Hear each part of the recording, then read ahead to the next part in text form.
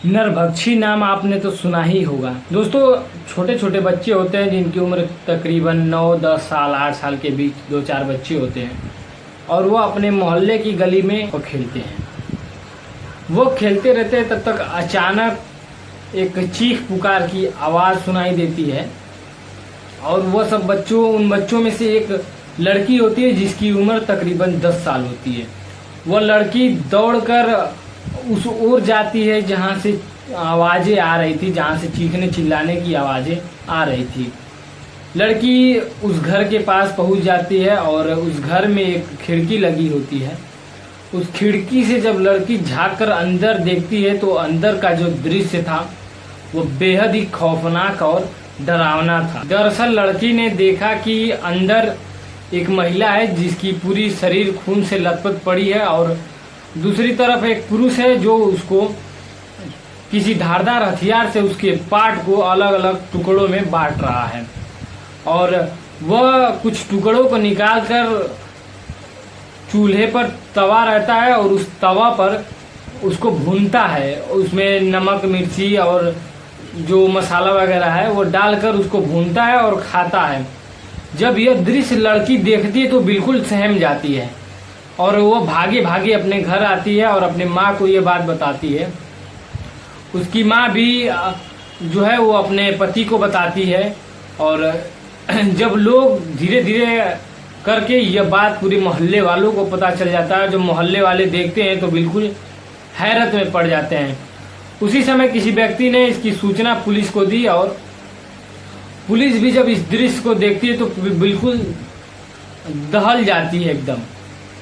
आखिर क्या वजह रही कि वह लड़का वह पुरुष उस महिला को इस कदर नरभक्षी बन गया, इसके पीछे क्या कहानी रही, आज हम इस कहानी के माध्यम से पूरी घटनाक्रम को समझेंगे।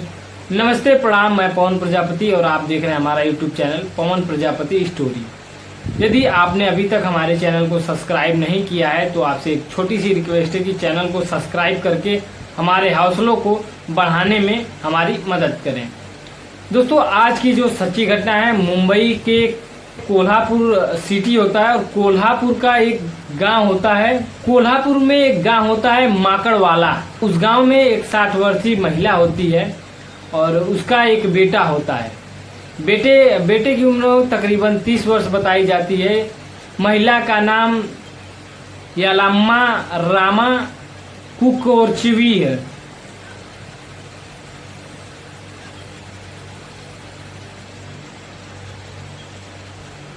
महिला का नाम यलामा रामा कुछ कोरवी होता है और उसका जो बेटा होता है उसका नाम सुनील रामा कुछ कोरवी होता है। सुनील की शादी होती है, लेकिन उसके बच्चे भी होते हैं, लेकिन सुनील शराब पीने का बहुत ही आदी होता है। इसके वजह से शराब पीकर वो आए दिन अपने घर से, अपने पड़ोसियों से, अपने घर में अपनी माँ से, अपनी वाइफ से आए दिन झगड़ा करता रहता है, जिसकी वजह से उसकी जो वाइफ है वो तंग होकर उसे छोड़कर चली जाती है अपने मायके और वो वहीं रहने लगती है। अब वो इस घर में केवल उस सुनील और सुनील की माँ ही बचे थे। तो सुनील की माँ बेहद ही जिसकी उम्र 60 वर्ष होती है वो बेहद ही वृद्धावस्था की महिला होती हैं और बेटा जो है वो एक नंबर का शराबी होता है, जिसके वजह से घर का खर्चा इस माँ को ही अपने आधार से चलाना होता है। तो खर्चा चलाने के लिए वो बूढ़ी माँ गुब्बारा और जो बच्चों के खाने पीने की जो चीज़ें होती है वह एक ठेले पर रखकर बेचा करती हैं। इनकी डेली की यही दिनचर्या थी कि वह सुबह उठती हैं और स्कूल के समय तक जाकर बच्चों में अपना जो सामान है बेचती हैं और जो उससे पैसा इकट्ठा होता है उससे वो घर का खर्चा चलाती हैं। दोस्तों, दिन था 28 अगस्त 2017। रोज की भांति जो सुनील की माँ होती हैं वो अपने सामानों को ले जाती हैं और बेचती हैं। बेचकर तकरीब 10 बजे वह घर आती हैं तो उनका जो बेटा होता है सुनील, वह उनसे शराब पीने के लिए पैसे मांगता है। 10 बजे 10 बजे के करीब 10 बजे के करीब सुनील की माँ जो है वो घर आती हैं तो उनका जो बेटा होता है सुनील, वह उनसे शराब पीने के लिए पैसे मांगता है। 10 बजे 10 बजे के करीब सुनील की माँ जो है वो घर आती हैं तो उनका जो बेटा होता है सुनील, वह उनसे शराब पीने के लिए पैसे मांगता है। उस दिन बिक्री थोड़ी सी कम हुई थी, तो सुनील की माँ बोलती है कि हमारे पास पैसा नहीं है, शराब पीने का इतना ही लत है तो कोई धंधा करो, कोई नौकरी कर लो और उससे जो पैसा तुमको मिले उससे जाकर खूब आराम से तुम शराब पियो, जो इच्छा करे वो करो, हमारे पास पैसा नहीं है।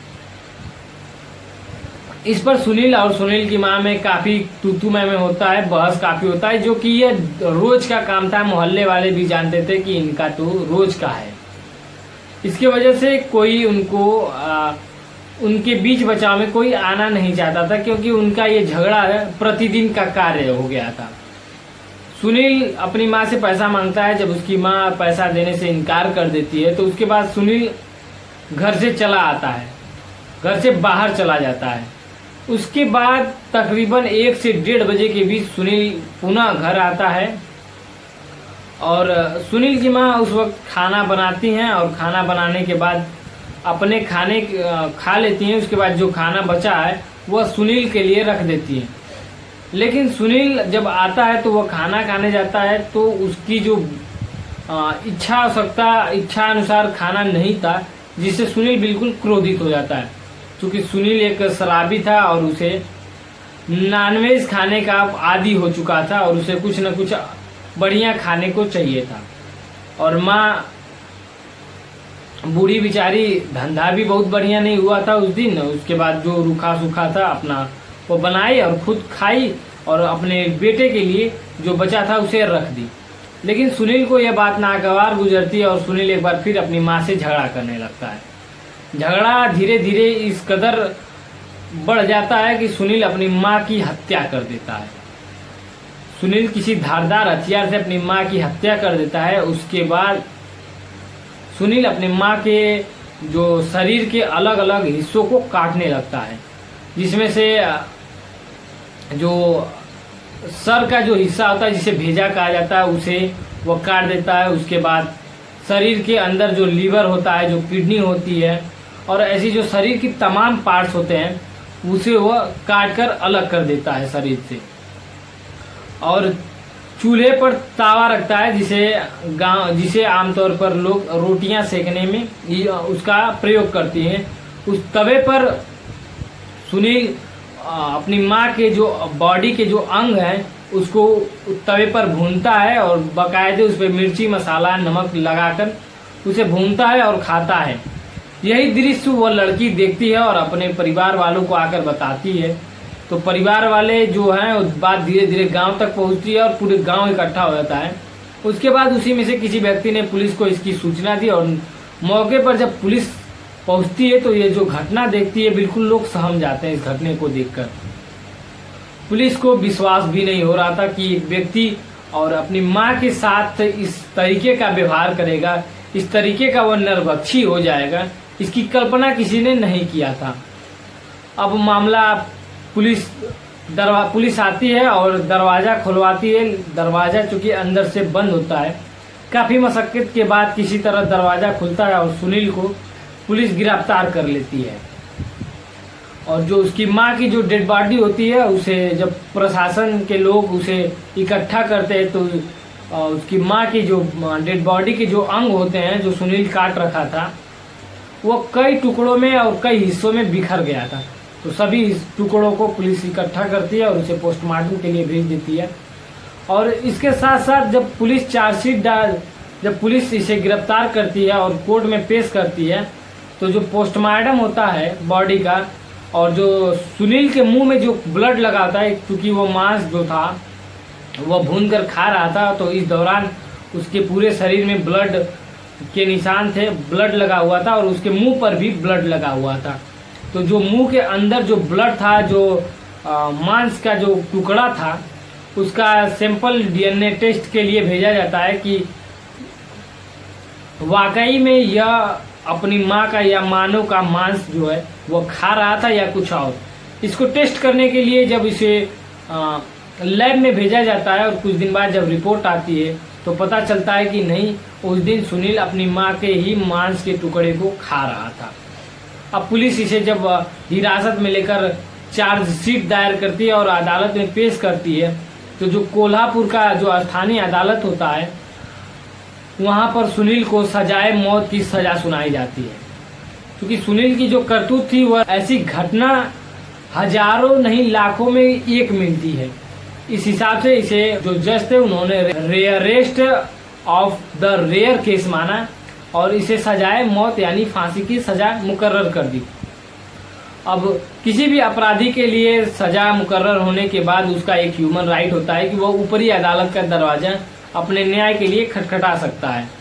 तो सुनील ने मुंबई के कोर्ट में अपील दायर की और जब मुंबई के कोर्ट में 3 साल के बाद जब मुंबई कोर्ट ने 2021 में इसका फैसला सुनाया तो मुंबई कोर्ट ने जो कोल्हापुर का कोर्ट था उसके फैसले को सुरक्षित रखा और कहा कि ऐसा व्यक्ति जो समाज के लिए बहुत ही खतरनाक है, क्योंकि यह आज अपनी माँ के साथ जब ऐसा कर सकता है तो आम व्यक्ति के साथ तो यह कुछ भी कर सकता है, इसलिए इसे सजाए मौत जो है वो देनी ही चाहिए। जब यह खबर अखबार के माध्यम से लोगों के बीच पहुंचती है तो लोगों को विश्वास ही नहीं होता कि एक व्यक्ति जो कि अपने सगी माँ के साथ इस तरह का व्यवहार करता है और ये कैसे हो सकता है, कैसे संभव है। हालांकि ये जो घटना है वह सच्ची घटना है और इस समय उस घटना की चर्चा काफ़ी तेज हो गई है। दोस्तों, यह कहानी सुनाने का उद्देश्य किसी को परेशान करना या किसी को ठेस पहुंचाना नहीं, बल्कि आप सभी को सचेत करना और जागरूक करना है, क्योंकि घटना कब और कहां किसके साथ हो जाए इसका अंदाज़ा नहीं होता। तो आप सभी जहां रहें अपना ख्याल रखें और साथ साथ अपनों का भी ख्याल रखें। और मुझे उम्मीद है कि आप जहां होंगे मस्त होंगे, व्यस्त होंगे और स्वस्थ होंगे।